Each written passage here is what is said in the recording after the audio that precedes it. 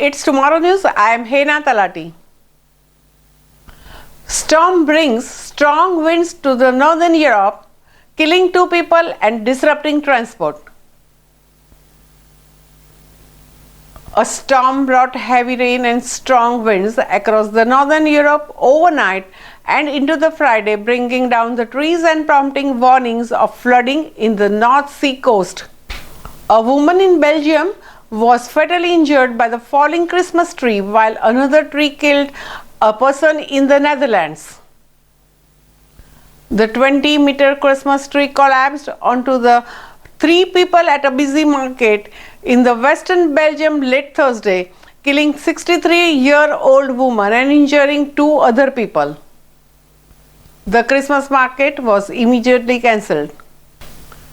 A woman was struck by the falling tree on Thursday in the eastern Dutch town of the Welp, later died of her injuries, her employer said.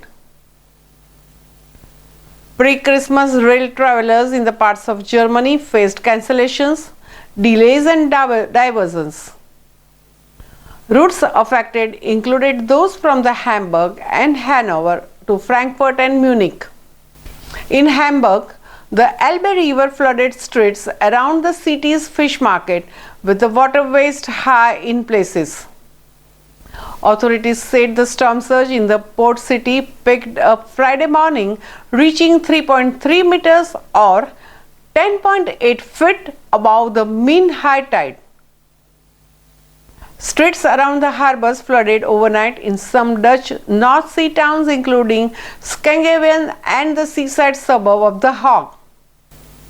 The huge storm barrier that protects Rotterdam from the high sea levels automatically closed from the first time because of the high water levels, meaning that all 6 major storm barriers that protect the low-lying Netherlands were closed at the same time.